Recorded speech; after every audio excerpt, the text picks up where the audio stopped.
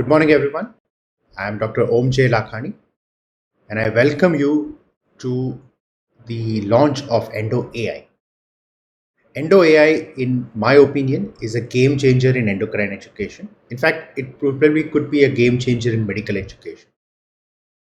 This is something which is I'm really proud of. This is something we've made with a lot of sweat, blood, and tears. A lot of efforts have gone into making this. So please have a look of this entire tool and app that we developed. And I really hope that it is useful and it is a breakthrough in endocrine and medical education. So in today's launch meet, we are going to discuss what is EndoAI and how do you access it. We'll show you an end-to-end demonstration of EndoAI. We'll show you a little bit behind the scenes, the making of EndoAI, some upcoming updates to this application. We are still in the public beta stage. So we are adding more updates to it very soon. And then finally, some frequently asked questions about this tool. So what is EndoAI? So EndoAI is basically an AI-based question and answer tool for endocrinology. Think of it like ChatGPT for endocrinology, but it's specific for endocrinology and specific for doctors. So how do you access this? It's very simple. You go to www.endoai.co.in. Remember, the website is endoai.co.in. It complements our other website, which is endocrinology.co.in. So we have kept that domain name very similar. So endoai.co.in. We have a QR code here, so you can scan this QR code as well. And you can also share it with your friends who will be able to access this tool. So now I'm going to show you the end-to-end demonstration of EndoAI. So this is the live end-to-end demonstration of EndoAI. So to access EndoAI, you need to fire up your browser and go to www.endoai.co.in. This is the website.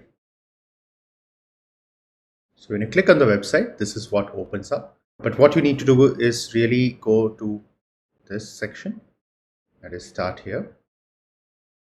The start here will take you to the main application interface.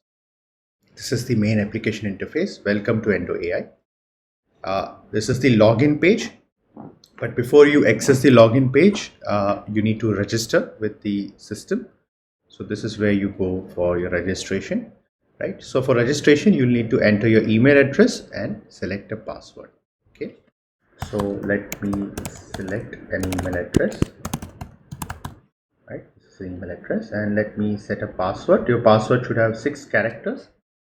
3, 4, 5, 6. I'm just randomly making 1, 2, 3, 4, 5, 6 as a password. You need to read the terms and conditions. You can go through this, and then if you agree to the terms and conditions, click agree, and then you click submit.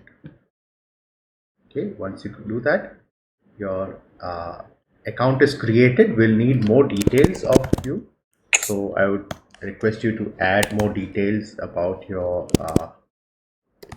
system. This is something which is mandatory because remember, this is only for doctors, so you need to add all these details, right? Okay. So these are the details we added, and then you click on submit, and then all the data gets updated. So once you click on submit, it directly takes you to the home page. This is the home page. This tells you everything about EndoAI that you need to know. Now, the main thing is that EndoAI has 3 main sections. You have Notes in Endocrinology AI, you have the Guidelines AI, and you have the Endocrine Algorithms. So currently we have these 3 main sections on the web page. So let's first start with Notes in Endocrinology AI. So Notes in Endocrinology AI is the AI tool which is based on our proprietary Notes in Endocrinology website. Notes in you can read the notes on this thing, right? So this is where you ask your question, anything based in endocrinology, but remember it should be based on Notes in Endocrinology, because it can only search for things which are based on Notes in Endocrinology and cannot search for something which is not fed into it. So it has to be something which is fed into the system. So that is something you need to understand. Other important thing is that it basically, we are still in a beta stage. So whatever answers you get, you need to use your clinical judgment for the answer. Don't take it as gospel truth, because it is not gospel truth. It is something which you need to understand that. Okay, so let's fire up a question. Okay, let's say, what are the causes of primary adrenal insufficiency? Okay, I'm showing you the live demonstration of questions and answers. So you write your question and click. So here it goes, right? So it says autoimmune adrenalitis, infectious disease, adrenal hemorrhage, metastatic disease, so on, right? So I'm sure this is, this is the correct answer, right? So this is what it tells you. Now, the interesting thing is you can actually directly read the notes. That is the source from which we have taken this, right? So this is read the notes on endocrinology topic. So you can directly click on this and it will show you the notes from where we have taken this, right? So you can read more about that here, right? So yeah, right. So this is something you can read, and then these are caveats. Please understand this, read this. Remember, like I said, it is still in beta stage. It is still something which is limited and so on. Now in future, we'll try to integrate the endocrine notes in endocrinology directly into this system completely. Right now it only shows you the part of it which from where the answer has been taken. So it gives you context to the answer. That's the important area, right? Let's try another question. Okay, how do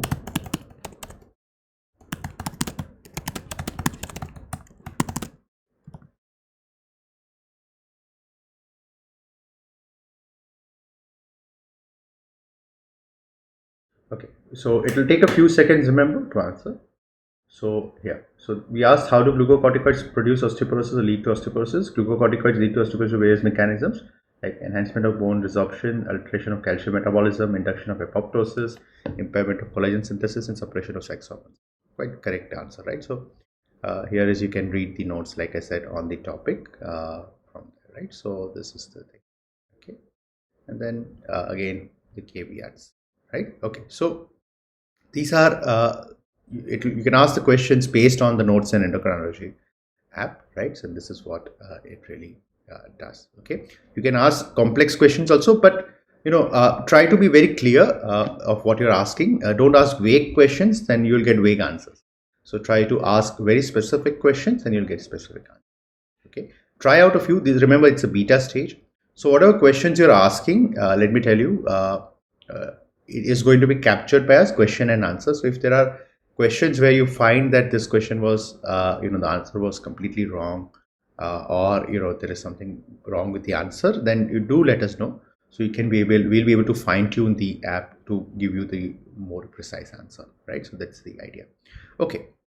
Then let's look at the second section of the website, which is called guidelines.ai. So we have made this question answer system based on guidelines, based on endocrine guidelines. Right now we have fed these guidelines. You can see American Diabetes Association 2023 guidelines, CEH guidelines for Endocrine Society, some interesting guidelines, some new. We tried to include more new guidelines. ESHRE guidelines or recurrent pregnancy loss, or gynecologists may find it useful. RSSDI guidelines, Indian guidelines also, guidelines on non-alcoholic fatty liver disease and so on. So you need to select the guideline, then you need to enter your question, click answer, and it will also give you the reference from where you have taken. Okay. So for example, let's fire up this one, right? ESHRE, let's say recurrent pregnancy loss. Okay. So what are the endocrine causes of recurrent pregnancy loss? Okay, let's ask.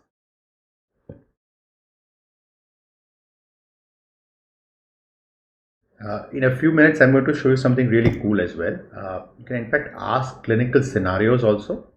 You can in fact ask multiple choice questions also, and it will be very interestingly be able to give you the correct answer. So let's search for the answer over here.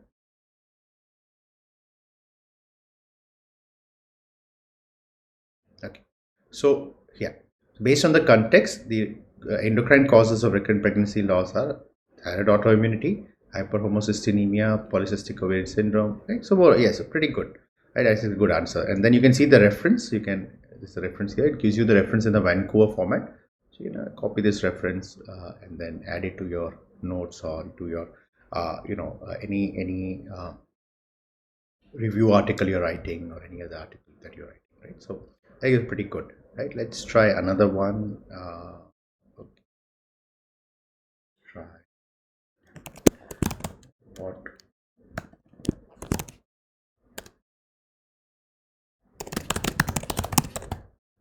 criteria GDM.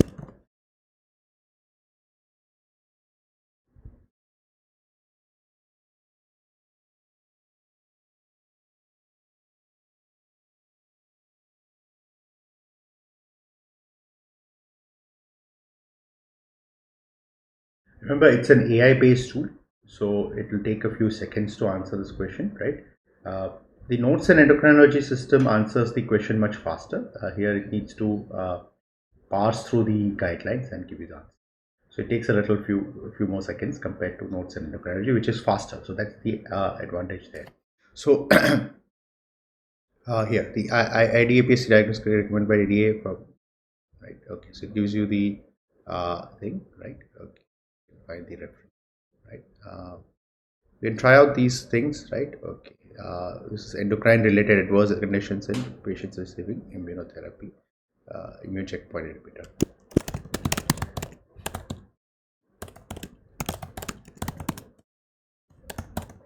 Study, say,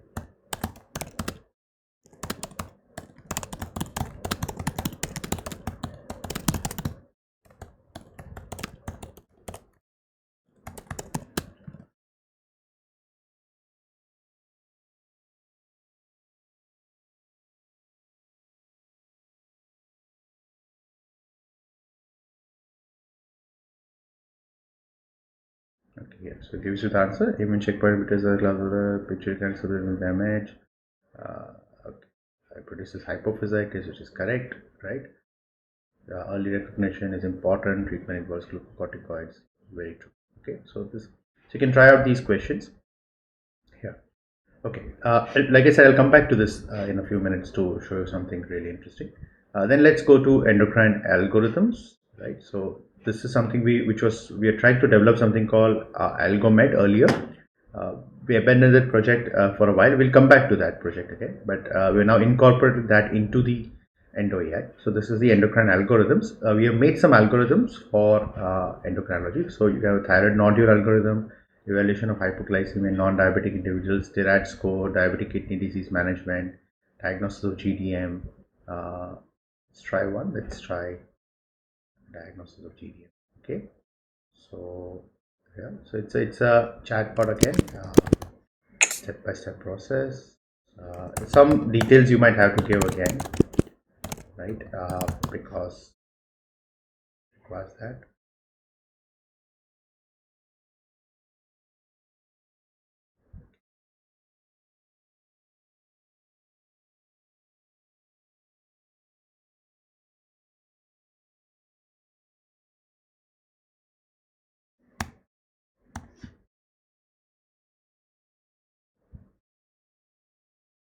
Okay. So here, so it tells you. Okay. Great. So this is the GDM bot algorithms section. This is the feedback section. You can give your feedback here.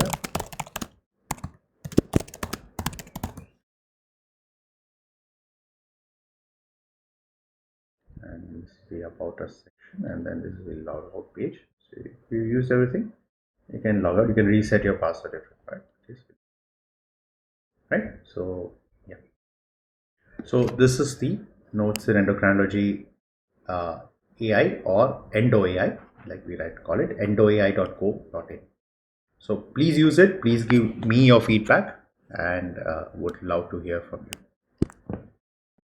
Okay, so like I promised you, you can actually do some really cool things with Notes in Endocrinology AI or EndoAI.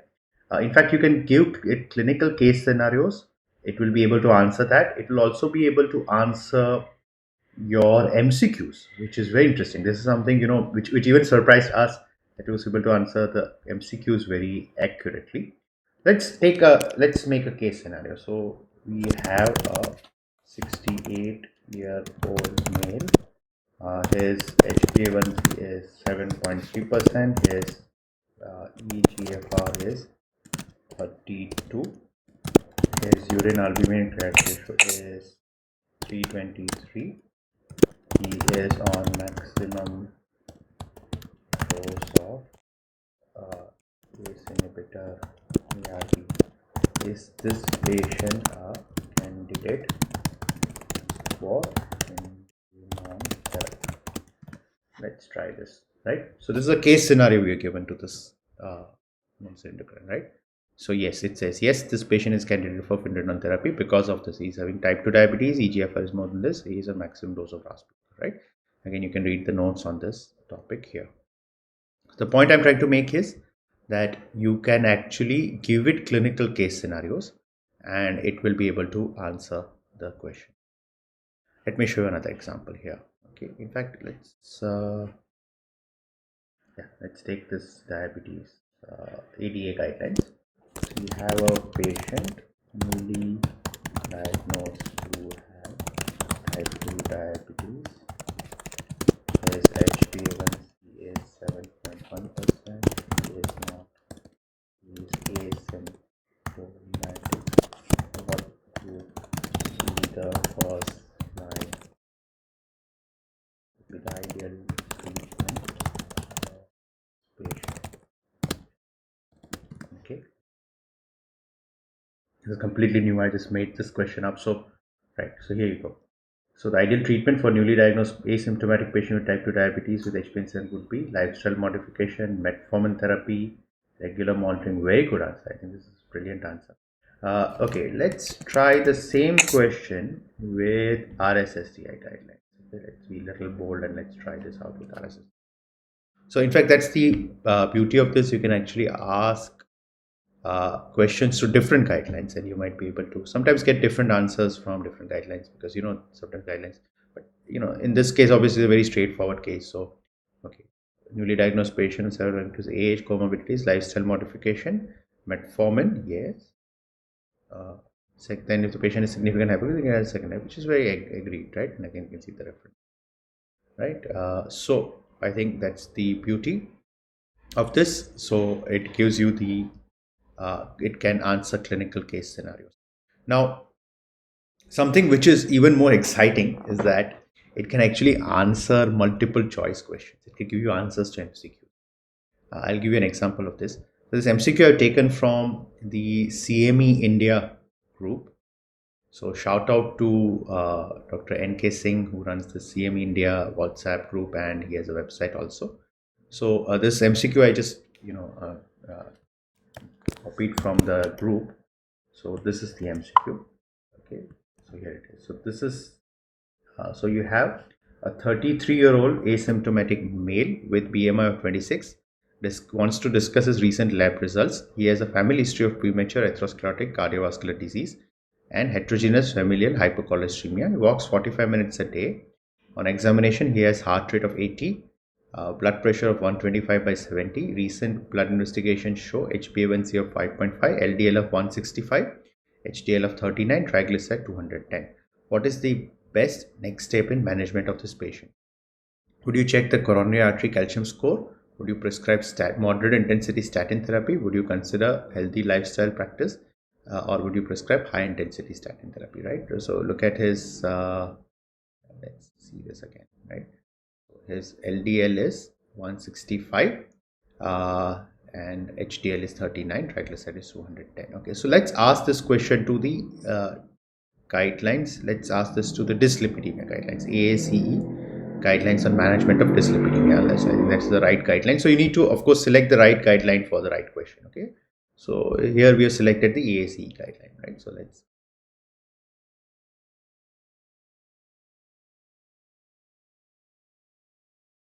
Okay, there you go. So it says answer B.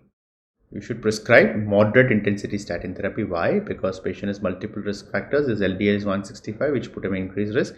Recommended treatment is primary prevention is moderate intensity statin.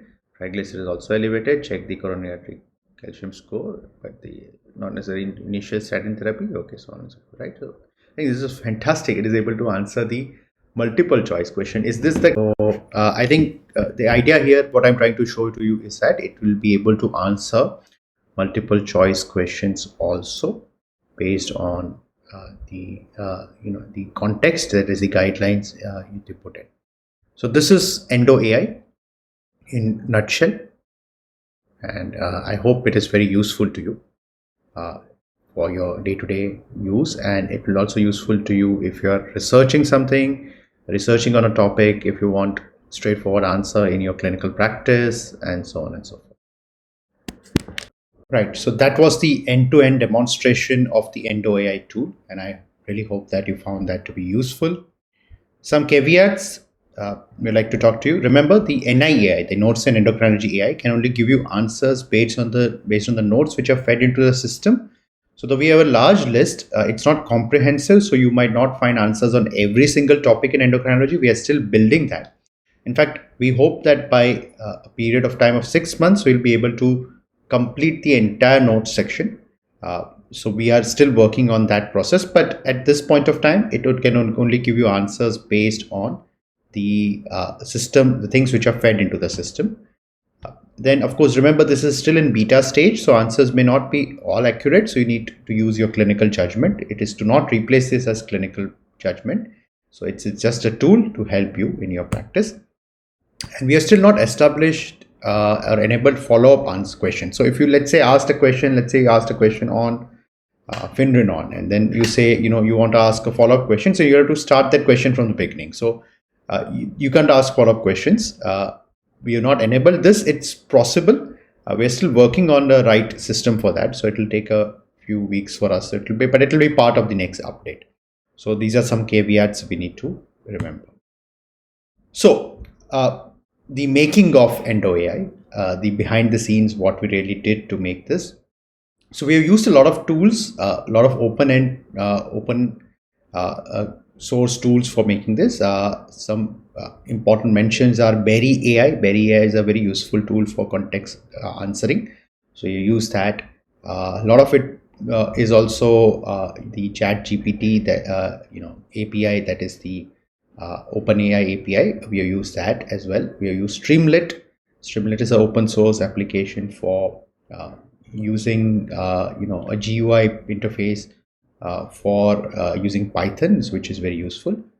So a lot of sweat, blood, and tears have gone through it. There's in fact months of sleepless nights, waking up early in the morning to make this.